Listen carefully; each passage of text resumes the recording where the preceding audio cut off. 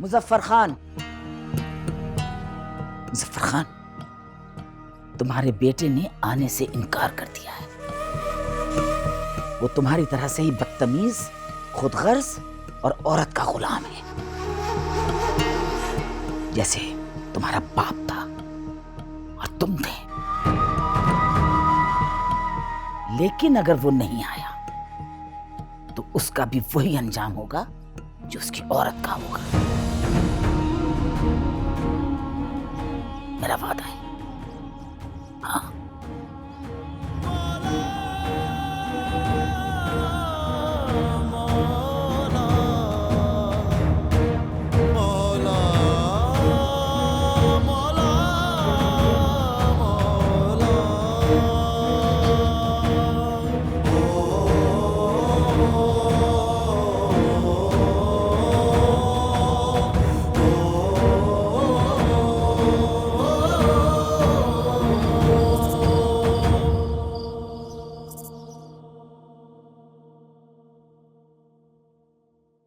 ये आपने ठीक नहीं किया हाशिम।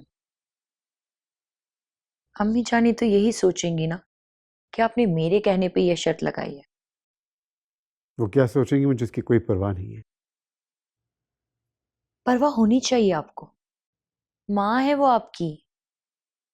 तो मैं उनका बेटा नहीं हूं? मैंने ऐसा क्या किया था जो इतनी बड़ी सजा दी मुझे? तुमने अपनी आंखों से देखा कितना परेशान किया, कितनी अजियत पहुंचाई हमें। हमारी जिंदगी खतरे में थी। जब अल्लाह अल्लाह करके कुछ सुकून हुआ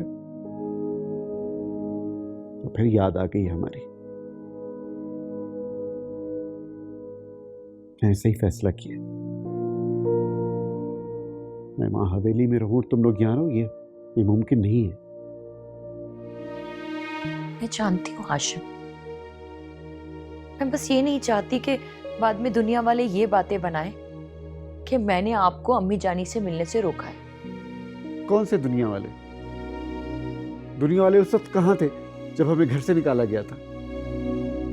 मुझे दुनिया की कोई परवाह नहीं है। ये दुनिया सिर्फ तुम हो। पैमाने वफा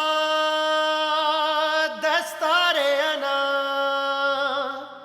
सब कुछ है यही रह जाना। आप यकीन जाने बीजान, ये उस दिन बहुत परेशान थे।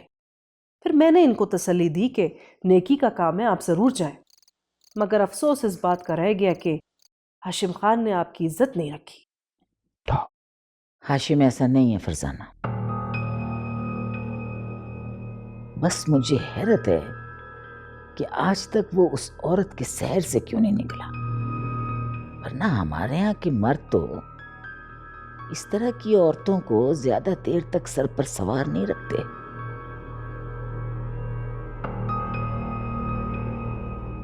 आप ठीक कह रही बीजान, उस रिफत ने जरूर हाशिम भाई पे जादू करवाया। खबरदार, खबरदार फरजाना, अगर उस औरत का नाम इस हवेली में लिया तो।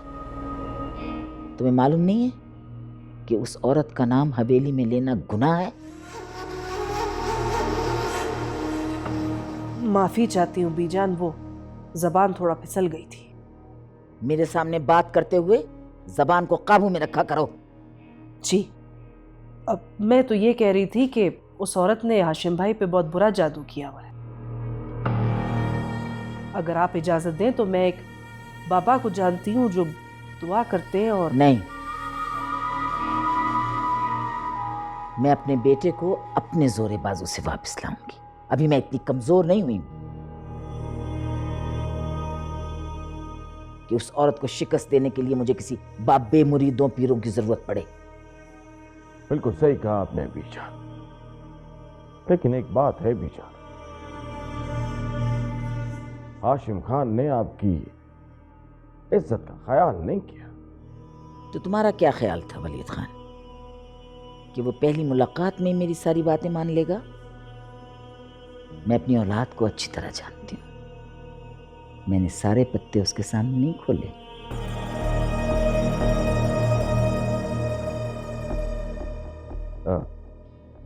माफी चाहता हूँ बीजा, मैं आपकी इस बात का मतलब नहीं समझा। मम्मी मम्मी ये बूढ़ा मुझे मार रहा है। वो आपके नायाब परिंदों की जो दोनों जोड़ियां थी वो इन्होंने उड़ा दी हैं। आबिद खान, ये क्या किया तूने? वलीद खान,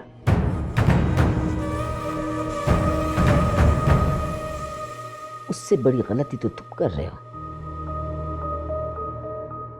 बच्चे से तू से बात करते हो तुम, और वो भी मेरे सामने।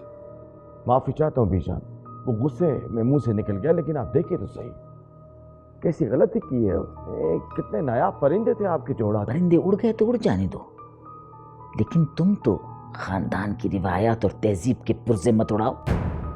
बीजान, मैं इसको लेकर बाहर बैठती हूँ। यहाँ बैठा तो शरारती करता रहेगा। चलो बेटा।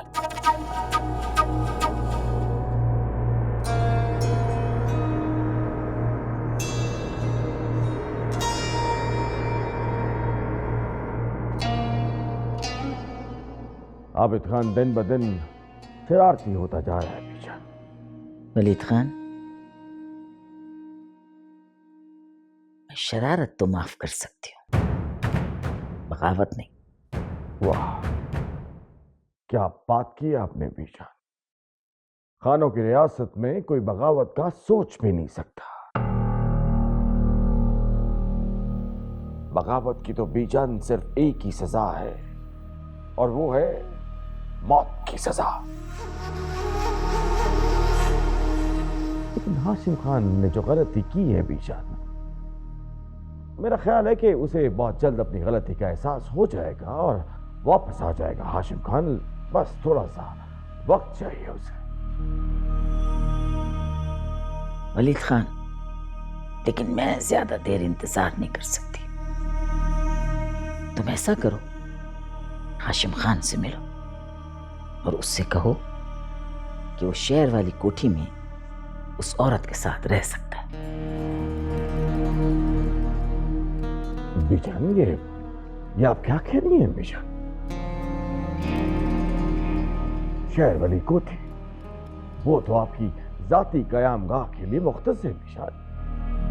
मैं जानती हूँ, मैं जानती हूँ, लेकिन हाशिम खान हवेली से ज्यादा उस कोठी में खुश रहेगा, क्योंकि उसका बचपन, उसकी जवानी, बड़ी यादें हैं उसकी। खुश रहेगा। जी बेहतर बीजान।